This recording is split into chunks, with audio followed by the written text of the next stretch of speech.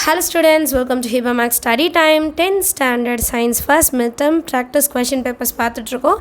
இது எல்லாமே previous இயரோட question papers தான். தமிழ் மீடியம் பசங்களும் கொஷின் பேப்பர் கேட்டிருந்தீங்க இல்லையா? ஸோ நெக்ஸ்ட் டைம்லேருந்து இங்கிலீஷ் மீடியம் இதிலே வந்து சைடில் பேஜ் நம்பரும் கொஷின் நம்பரும் எழுதி அனுப்புகிறேன், சரிங்களா? ஏன்னா வந்து நிறைய தமிழ் மீடியம் கொஷின் பேப்பர்ஸ் கிடைக்க மாட்டிருக்கு, 1-2 தான் கிடைக்கிது.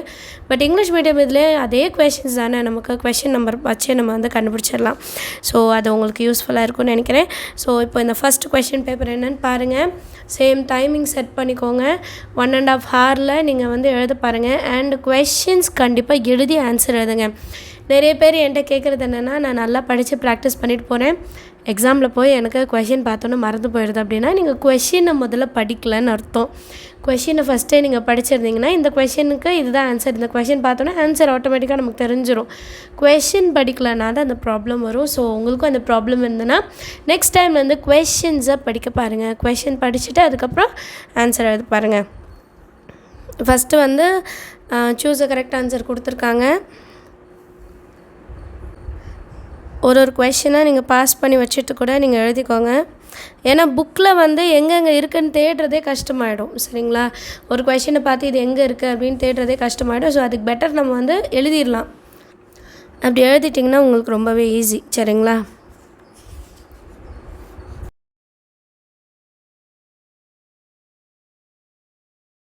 எப்போவுமே டெஸ்ட் எழுதும் போது ஆப்ஷன்ஸ் இல்லாமல் எழுத பாருங்கள், சரியா? ஆப்ஷன்ஸே கொடுக்காதீங்க, ஆப்ஷன்ஸ் இல்லாமல் எழுதுனா தான் ரொம்பவே நல்லது. டோட்டலாக 7 கொஷின்ஸ் காப்பி பண்ணியிருப்பீங்கன்னு நினைக்கிறேன். அடுத்தது ஸோ நெக்ஸ்ட் பார்ட் வந்து எனி 5 கொஷின்ஸ் அட்டன் பண்ணோம். ஆனால் நம்ம வந்து சாய்ஸ் இல்லாமல் எல்லாத்தையும் அட்டன் பண்ண சொல்லியிருக்கேன். எனக்கு வந்து நீங்கள் சாய்ஸ் வச்சு நீங்கள் கொஷின் பேப்பர் அட்டனே பண்ணக்கூடாது. அண்ட் 15th கொஷின் கம்பல்சரி சொல்லியிருக்காங்க, அது என்னென்னு பார்க்கலாம். ஒரு கொஷினாக நோட் பண்ணிக்கோங்க. மொத்தம் 8 கொஷின் இருக்குது. 8 கொஷினில் நீங்கள் 5 கொஷின்ஸ் தான் அட்டன் பண்ணணும். பட் நீங்கள் 8மே அட்டன் பண்ணணும், சரிங்களா? இதில் வர எல்லா கொஷினுமே முக்கியமான கொஷின். ஸோ அதனால் டைம் வேஸ்ட் பண்ணிடாதீங்க. நமக்கு June 18 வந்து டெஸ்ட் ஆரம்பிக்குதுன்னு சொல்லிட்டாங்க இல்லையா? அதனால் டைம் வேஸ்ட் பண்ணாமல் நம்ம ஒன்று ஒன்றா பார்த்துட்டோன்னா நல்லது.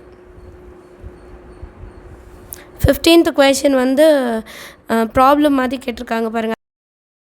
கம்பல்சரி கொஷின்லாம் வந்திருக்கு.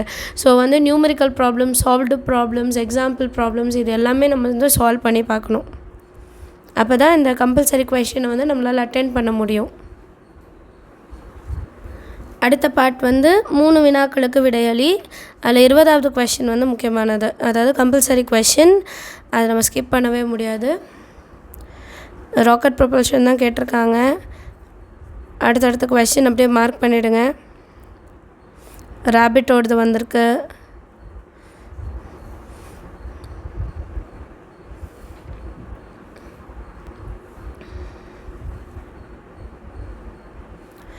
எழுதியிருக்க ஹேண்ட் ரைட்டிங் அண்டர்ஸ்டாண்ட் ஆகும்னு நினைக்கிறேன். 19th கொஷினில் 2 இருக்குது, பொறுத்துக்கவும் இருக்குது, இன்னொன்று எடுத்துக்காட்டும் கேட்டிருக்காங்க. 2மே அட்டென்ட் பண்ணும், ஒன்று மட்டும் எழுதிடாதீங்க. 20th கொஷின் வந்து நமக்கு இது 20th கொஷினும் ப்ராப்ளம்ஸ் மாதிரி தான் கேட்டிருக்காங்க, கெமிஸ்ட்ரியிலேருந்து. ஸோ இந்த டைப் கொஷின்ஸ்லாம் கவனமாக நம்ம பார்க்கணும், எதையும் ஸ்கிப் பண்ணிடாதீங்க. ஏன்னா மிட்டம் டெஸ்ட்டில் இருக்கிறதே கொஞ்சம் போர்ஷன்ஸ், அதையும் நம்ம ஸ்கிப் பண்ணிட்டோன்னா கஷ்டம் ஆனுவலுக்கு. அடுத்த பார்ட்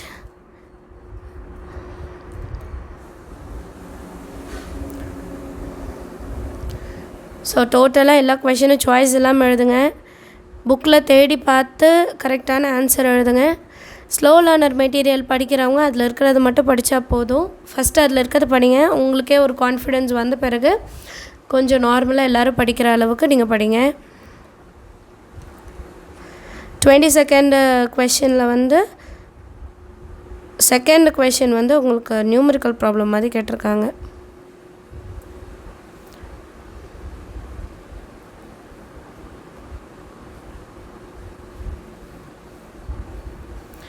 எந்த போர்ஷனையும் ஸ்கிப் பண்ணாமல் எல்லாமே கவர் பண்ண பாருங்கள் மிட்டமில். நிறைய பேர் கேட்குற மாதிரி 2 மார்க் தனியாக டெஸ்ட் எழுதி பாருங்கள், 3 மார்க் தனியாக டெஸ்ட் எழுதுங்க, அப்புறம் 5 மார்க் வாங்க. அண்ட் மொத்தமாக சேர்த்தும் ஒரு இது எழுத பாருங்கள், சரியா?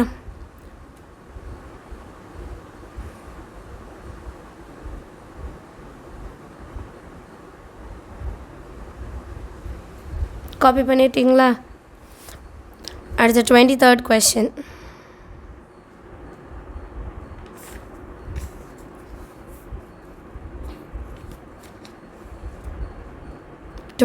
கொஸ்டின் காப்பி பண்ணிவிடுங்க.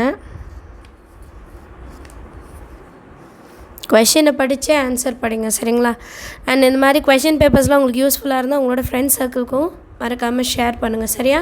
ஏன்னா நிறைய பேருக்கு இன்னும் சேனல் ரீச் ஆகாமல் இருக்கலாம். ஸோ அவங்களுக்கும் வந்து ஹிபா மேக்ஸ் ஸ்டடி டைம் வந்து நீங்கள் ஃபாலோ பண்ண சொன்னீங்கன்னா ஸோ தட் அவங்களுக்குமே இந்த மாதிரி கொஷின் பேப்பர்ஸ் கிடைக்கும். சால்வ் பண்ணுறதுக்கு வந்து அவங்களுக்குமே ஈஸியாக இருக்கும்.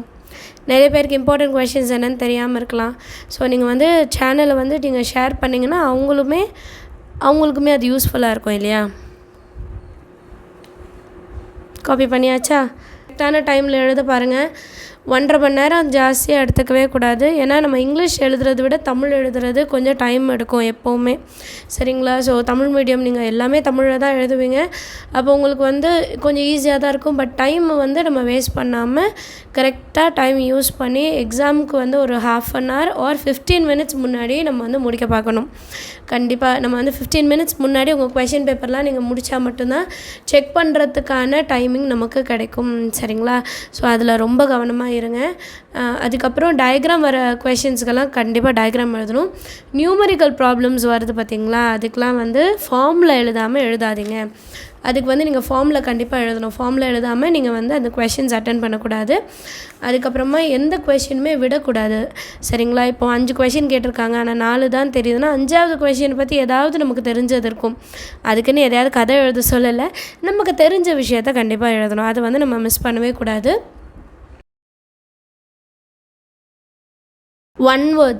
ஒன் வேர்ட்ஸ் வந்து ரொம்ப முக்கியமான ஒரு பாட்டு, சரிங்களா? நம்ம சென்டம் மிஸ் ஆகிறதுக்கு அது மட்டும்தான் காரணம் எனக்கு தெரிஞ்சு. ஸோ அதனால் 1 வேர்ட்ஸுக்கு ரொம்ப கவனமாக படிங்க. புக் இன்சைட் 1 வேர்ட்ஸ் வந்து நம்ம கொஷின்ஸ், அதாவது நம்ம 2 mark 3 mark படிக்கிறோம் இல்லையா, அதுக்குள்ளேருந்தே 1 marks வரலாம். அது இல்லாமல் கொஞ்சம் போர்ஷன்ஸ் தான் இருக்கும். அது வந்து நம்ம கொஞ்சம் கோ த்ரூ பண்ணணும். ஃபஸ்ட்லேருந்து லாஸ்ட் வரைக்கும் எல்லாத்தையும் ஒரு நியூஸ் பேப்பர் படிக்கிற மாதிரி நீங்கள் படித்து வச்சுட்டிங்கன்னா உங்களுக்கு அந்த கொஷின் வரும்போது ஞாபகம், ஓகே இந்த கொஷின் மாதிரி நம்ம எங்கேயோ படிச்சிருக்கோம் அப்படின்னு ஞாபகம் வரும். அதை வச்சு நம்ம கண்டுபிடிச்சிடலாம், சரிங்களா? புக் அண்ட் செட் கொஷின்ஸ்ன்றது ரொம்ப முக்கியம். நிறைய பேர் இப்போ கைடு வாங்கியிருப்பீங்க, கைட் பற்றியும் நிறைய பேர் கேட்டிருக்கீங்க. எந்த கைடு வேணால் யூஸ் பண்ணலாம். நான் ஸ்பெசிஃபிக்காக வந்து நான் எதையுமே இதை ஃபாலோ பண்ணுங்கள், இதை ஃபாலோ பண்ணால் தான் சென்டம் வரும், இதை ஃபாலோ பண்ணால் தான் கரெக்ட் ஆன்சர் இருக்கும், அப்படி எந்த கைடுமே கிடையாது. எல்லா கைடுமே ஒரே மாதிரி தான், ஒரே ஆன்சர்ஸ் தான் இருக்கும். என்ன ஒரு சில கைடில் வந்து எக்ஸ்ட்ரா கொஷின்ஸ் அந்த மாதிரி கொடுத்துருப்பாங்க, ஒரு சில கைடில் எல்லாம் கொடுத்துருக்க மாட்டாங்க. அவ்வளோதான் வித்தியாசம். இன்னும் கைடு இருந்தால் தான் நான் படிப்பேன் அப்படின்ட்டு இருக்காதிங்கன்னா நிறைய பேரண்ட்ஸால் அதை அஃபோர்ட் பண்ண முடியாது, சரியா? வாங்கி தர்றது கஷ்டம். அப்போ அவங்கள வந்து நம்ம கஷ்டப்படுத்தக்கூடாது. நம்மக்கிட்ட என்ன இருக்கோ அதை வச்சு நம்மளோட பெஸ்ட்டை கொடுக்க பார்க்கணும் எப்போவுமே. நான்லாம் 10th படிக்கும்போது ஒரு கைடு கூட யூஸ் பண்ணதில்லை. 10th 11th 12th சரி, எந்த கைடுமே எங்கள் வீட்டில் வாங்கி தரக்கூடிய சூழ்நிலையும் இல்லை, நான் வாங்கி கேட்டதும் இல்லை. நாங்கள் வந்து புக்கை மட்டும்தான் ஃபாலோ பண்ணோம். ஸோ அதனால தான் சொல்கிறேன், கைடை டிபெண்ட் பண்ணி இருக்காதிங்க. ஸ்லோ லேர்னர் மெட்டீரியல் வேணால் ஸ்கூலில் தருவாங்க, கவர்மெண்ட் ஸ்கூல்ஸில் ப்ரொவைட் பண்ணுவாங்க. அது வேணால் உங்களுக்கு ஸ்லோ லேர்னர் மெட்டீரியல் யூஸ் ஆகும். மற்றபடி எனக்கு தெரிஞ்சு அது தேவையில்லை தான், சரிங்களா? ஸோ எல்லாருமே இந்த மிட்டம் டெஸ்ட்டை ரொம்ப சீரியஸாக எடுத்துக்கோங்க. உங்களோட ரிவிஷன் எக்ஸாம் மாதிரி எடுத்துக்கோங்க. அதுக்கு ஃபுல் எஃபர்ட் போட்டு படிங்க. ஃபஸ்ட்டு டெஸ்ட்டு நல்ல மார்க் வந்தால் அதுக்கப்புறம் வர எல்லா டெஸ்ட்லையுமே நமக்குன்னு ஒரு கான்ஃபிடென்ட் லெவல் வரும். அடுத்தடுத்த எக்ஸாம் நீங்களே சூப்பராக பண்ணிவிடுவீங்க, சரிங்களா? அண்ட் மறக்காமல் நம்ம சேனலை சப்ஸ்கிரைப் பண்ணுங்கள், பெல் ஐக்கானையும் செலக்ட் பண்ணிவிடுங்க. தேங்க்யூ ஸோ மச் ஃபார் வாட்சிங்.